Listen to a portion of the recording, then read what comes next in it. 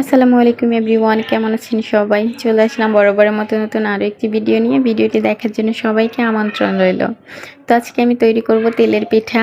এর জন্য আমার প্রথমে লাগবে চালের গুঁড়া আর লাগবে ময়দা। তো আমি এখানে চালের গুঁড়া আর ময়দা নিয়ে নিলাম। চালের গুঁড়াটা আমার ফ্রিজে ছিল, যার কারণে একটু দলা পাকিয়ে আছে, তো এটাকে আমি হাত দিয়ে একটু ভেঙে নিব। এখন দিয়ে দিব সামান্য লবণ, নারকেল কুড়ানো আর দিয়ে দিব পরিমাণ মতো চিনি। আজকে আমি পিঠাগুলো চিনি দিয়ে বানাবো, যেহেতু আমার হাতের কাছে গুড় নেই। আপনারা চাইলে খেজুর গুড় দিয়েও বানাতে পারেন। এখন শুকনো উপকরণগুলো হাত দিয়ে ভালোভাবে মিক্স করে নেব।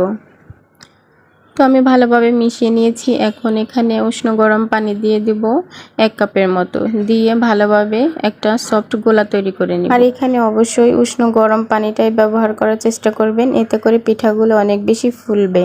গোলাটা আমি হাত দিয়েই তৈরি করে নিচ্ছি, আর এই গোলাটা হাত দিয়ে তৈরি করলেই বেশি ভালো হয়।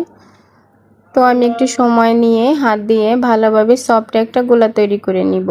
গোলাটা আমার কাছে একটু ঘন মনে হচ্ছে, তাই সামান্য আর একটু পানি দিয়ে দিব। এই তো তেলের পিঠা বানানোর জন্য আমার গোলাটা একদম রেডি হয়ে গেছে। দেখতেই পাচ্ছেন কতটা সফট এবং স্মুথ একটা গোলা হয়েছে। আর এরকম পারফেক্ট গোলা তৈরি করতে পারলে পিঠা কিন্তু ফুলতে বাধ্য। সবগুলো পিঠাই হবে ফুলকো ফুলকো। এখন পিঠাগুলো ভাজার জন্য চুলায় একটা পাত্র বসিয়ে পর্যাপ্ত পরিমাণে তেল দিয়ে দিব। তেলটাকে গরম করে নিয়েছি, এখন দিয়ে দিব পিঠা। আর চুলার আঁচ মিডিয়ামে রেখে পিঠাগুলো আমি ভেজে নিব সুন্দর একটা কালার হওয়া পর্যন্ত। তো এই তো দেখতেই পাচ্ছেন পিঠাটা দেওয়ার সাথে সাথে কি সুন্দর ফুলে উঠেছে। যখন একটা পাশ হয়ে যাবে তখন উল্টে আর একটা পাশ আমি ভেজে নিব। তো এভাবে করে আমি পিঠাটা উল্টে পাল্টে সুন্দর একটা কালার করে ভেজে নিয়েছি। এখন তেল ছেঁকে উঠিয়ে নিব। তো আমি আরও একটা পিঠা দিয়ে আপনাদেরকে দেখাচ্ছি। দেখুন তেলে দেওয়ার সাথে সাথে কি সুন্দর মাশাআল্লাহ ফুলে উঠছে পিঠাগুলো। আর এভাবে করে বানালে সবগুলো পিঠাই হবে নরম তুলতুলে এবং ফুলকো ফুলকো। আর এই পিঠাগুলো কয়েকদিন পর্যন্ত রেখে খাওয়া যাবে, একদমই শক্ত হবে না, কারণ এখানে ময়দা দিয়েছি, যার কারণে পিঠাগুলো নরম থাকবে। এমন ফুলকো ফুলকো তেলের পিঠা কি পছন্দ করেন? অবশ্যই কমেন্ট করে জানাতে ভুলবেন না কিন্তু। চলুন একটা পিঠা আপনাদের সঙ্গে ভেঙে শেয়ার করি।